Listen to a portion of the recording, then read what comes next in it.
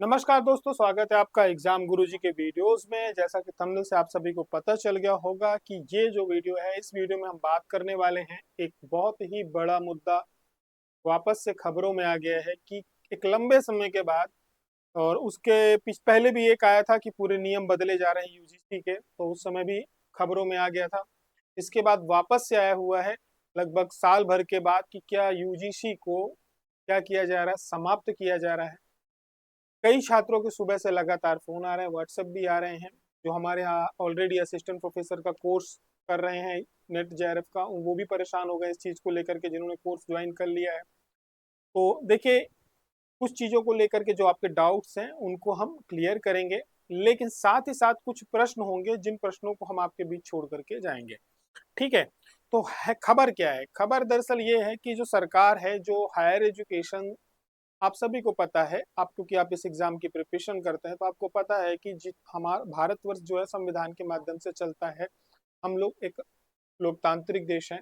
हमारे यहाँ संस्थाओं का निर्माण किया जाता है। संस्थाओं की जिम्मेदारी होती है कि उससे संबंधित जो भी विभाग होते हैं, जो व्यवस्थाएं होती हैं, उनको क्या करना, व्यवस्थित रूप से उनको संचालित करना, उनको वेल ऑर्गेनाइज तरीके से चलाना।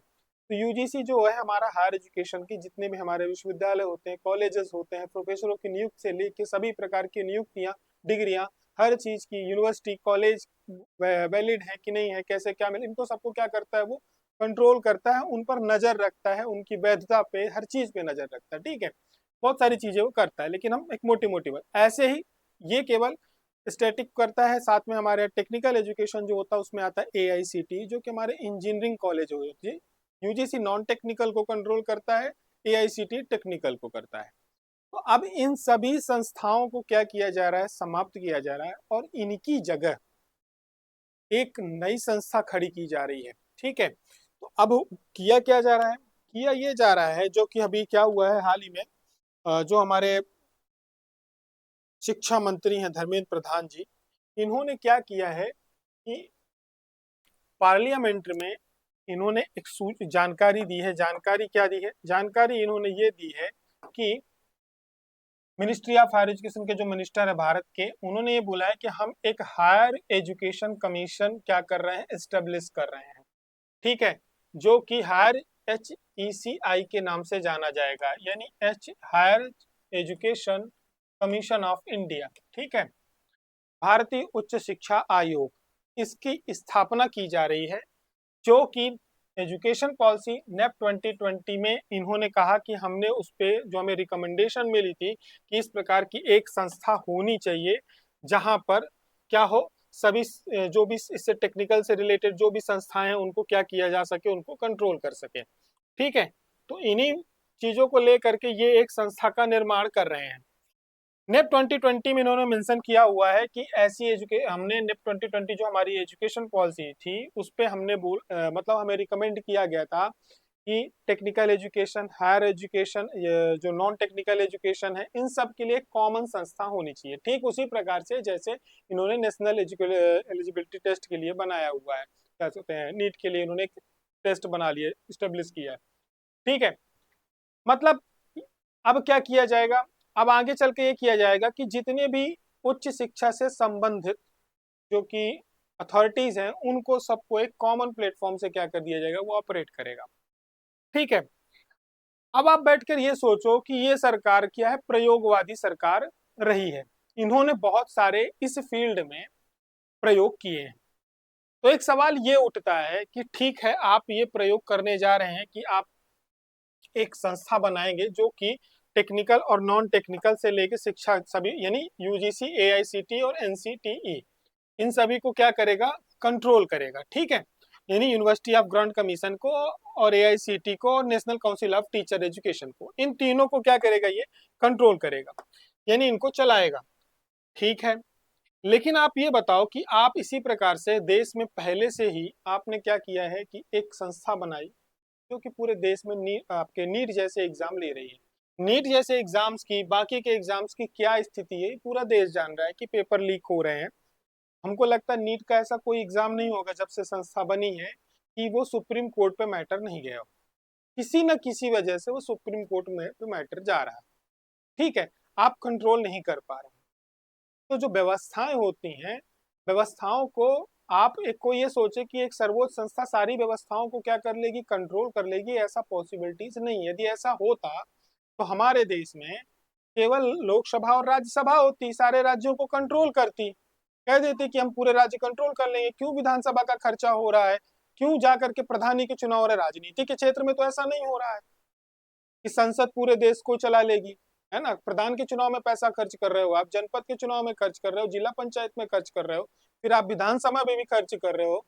तो आप पॉलिटिक्स में तो आप पूरा प्रॉपर चल रहे हो, उसमें आप बाकायदे चल रहे हो कि नहीं किया जा सकता कंट्रोल, है ना।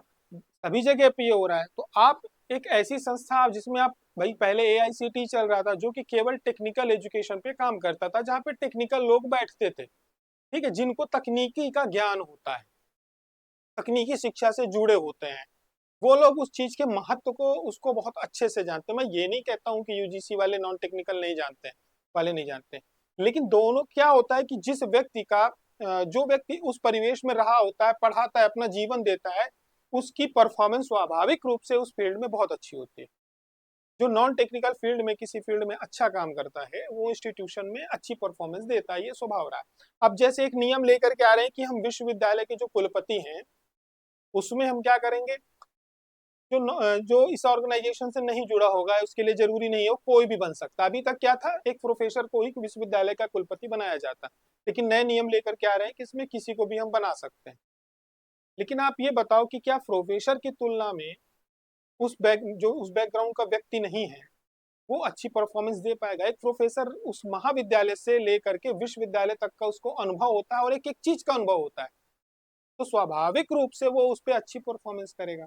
फिर आप जब ये सारी संस्थाओं को समाप्त कर देंगे और समाप्त करने के बाद क्या करेंगे, एक कॉमन इंस्टीट्यूशन बना देंगे जिसमें शिक्षक, छात्र और तकनीकी छात्र सभी प्रकार की संस्थाओं को वो कंट्रोल करेगा। तो कहीं अब लूप होल्स तो होंगे, कुछ ना कुछ समस्याएं तो जाएंगी। तो अब देखिए, अब ये एक प्रारंभ है, आने वाले समय में और क्या क्या परिवर्तन किए जा सकते हैं, ये आप लोगों को बैठ करके सोचना पड़ेगा। लेकिन क्योंकि ये करने जा रहे हैं तो एक चर्चा होनी चाहिए इस पे, ठीक है।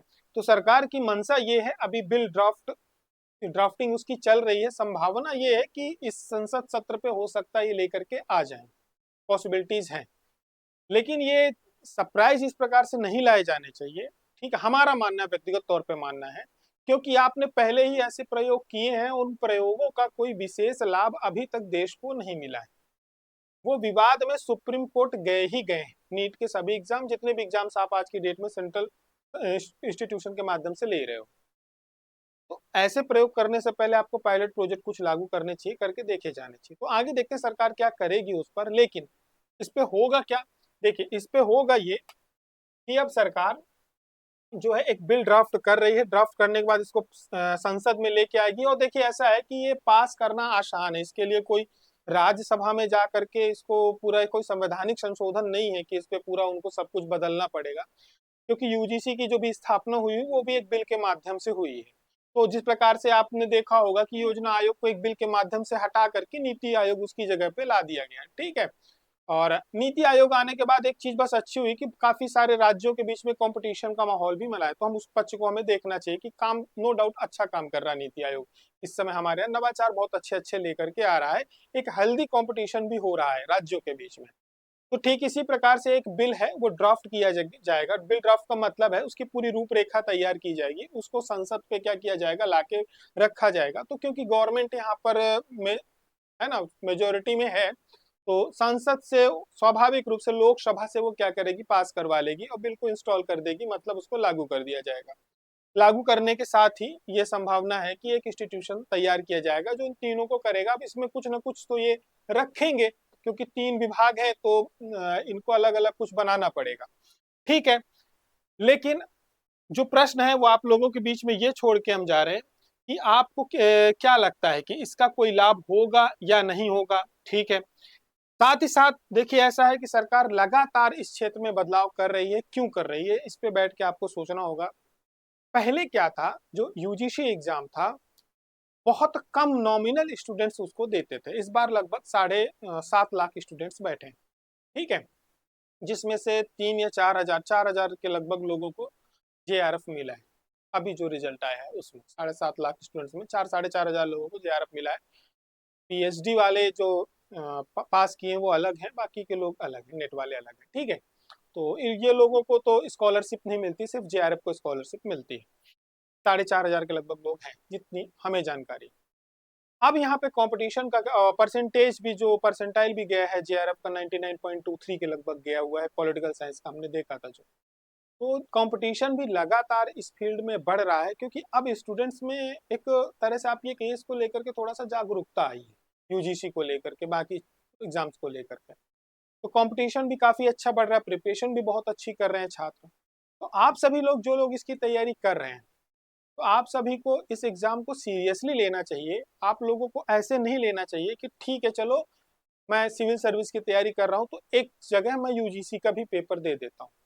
बहुत ही अच्छा एग्जाम होता है। एक पीजी करने वाला छात्र जो कि लगभग जा करके 22-23 साल की एज में जो पीजी कर रहा है, स्कॉलरशिप पाने लगता है 42-43 हजार रुपए आराम से, 50 हजार के लगभग रहती है, 42 से 50 हजार के बीच में स्कॉलरशिप पा रहा है। साथ ही साथ वो अपनी क्या कर रहा है, आगे की तैयारी कर रहा है, पीएचडी के लिए हो जाता है, असिस्टेंट प्रोफेसर की पूरे भारत में कहीं भी एग्जाम्स दे सकता है, ठीक है। बहुत ही अच्छी पोस्ट होती है असिस्टेंट प्रोफेसर। आप ये मान के चलो कि एजुकेशन की फील्ड का एक आईएएस अधिकारी है वो, क्योंकि सबसे हायर पोस्ट होती है एजुकेशन में, ठीक है। शिक्षक से, स्कूली शिक्षा से लेके उच्च शिक्षा तक में सबसे हायर पोस्ट होती, गजेस्टेड ऑफिसर होता है, ठीक है। शिक्षा के क्षेत्र का वो अपने आप में एक आईएएस होता है, ठीक है। और रिस्पेक्ट के मामले में तो खैर बहुत बड़ा होता है, एक आईएएस से भी ज्यादा उसकी शिक्षक गुरु की हमारे यहाँ पर माना ही गया है, उसमें कोई शंका नहीं। तो आप ये देखो कि अब इसमें बहुत स्टूडेंट्स क्या हो रहे हैं, तैयारी कर रहे हैं। तो आप लोगों को भी, जो लोग तैयारी कर रहे हैं, उस पे आप लोगों को अब बहुत ध्यान देना चाहिए, क्योंकि नियम बहुत तेजी से बदल रहे हैं। जो नए छात्र आते हैं वो नियमों को बहुत जल्दी, इन रूल्स को, उनको कोई फर्क नहीं पड़ता। बात को मेरी आप समझ रहे हो ना। आप लगातार 3-4 साल से इस एग्जाम की प्रिपरेशन कर रहे हो, 5 साल से, 4 साल से, तो आप ढल जाते हो।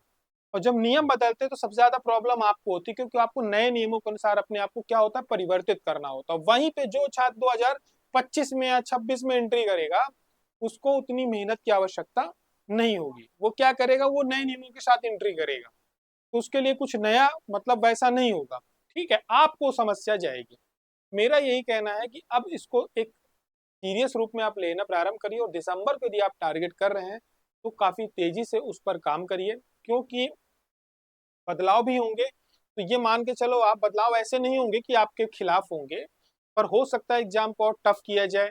सरकार बहुत सारी स्कॉलरशिप भी स्टार्ट कर रही है, इस पे एक हम अलग वीडियो लेके आएंगे। बहुत सारी स्कॉलरशिप और भी मिल रही है इसके अलावा। आने वाले समय में दिसंबर के बाद इसमें हो सकता है कुछ बदलाव भी आए, संस्था में नियमों में भी बदलाव आए, तो हमें उससे पहले इस एग्जाम को क्या करना है, क्रैक कर लेना। तो ये थी एक जानकारी जिसको लेकर के कई वीडियो है, तो बहुत ज्यादा परेशान होने की आवश्यकता नहीं है। आपके एग्जाम्स होंगे, लेकिन सरकार जो बिल ला रही है वो अब इंस्टीट्यूशंस में बदलाव के लिए ला रही है। जैसे पहले योजना आयोग चलता था, उसकी जगह क्या हो जाएगा, नीति आयोग आ गया। तो ऐसे ही सरकार तीनों संस्थाओं को मर्ज करके क्या करेगी, यानी आपका जो यूजीसी है, ठीक, ऑल इंडिया यानी एआईसीटी है, जो आपके आईआईटी वगैरह चलते हैं, national council of teacher education यानी एनसीटीई, इनको तीनों को एक जगह करके common higher education of India का अथॉरिटी करके बना देगी, ठीक है। तो हमारी और आपकी मुलाकात फिर होगी अगले वीडियो में। एक जानकारी थी जो हम आपको बता रहे हैं, यूजीसी एग्जाम में हाल फिलहाल कोई प्रभाव नहीं पड़ेगा, संस्था बनने के बाद यदि कोई पड़ेगा तो उस पर हम आपको जानकारी लेकर के आएंगे। लेकिन आप सभी लोग तैयारी अपनी तीव्र गति से बहुत सीरियस होकर के आगे बढ़ाइए। और रह गई बात कोर्सेज के, एग्जाम गुरुजी के प्लेटफॉर्म में यूजीसी के, असिस्टेंट प्रोफेसर के, सेट के, तीनों के कॉमन कोर्स हमारे यहाँ चल रहे हैं, तो आप उसकी जानकारी ले सकते हैं। असिस्टेंट प्रोफेसर के जो होने वाले इंटरव्यू हैं 2024 और 22 के लिए, वो भी चालू है, तो आप उसकी भी जानकारी ले सकते हैं। फिर हमारी और आपकी मुलाकात होगी, तब तक के लिए अपना ध्यान रखें। जय हिंद, जय भारत।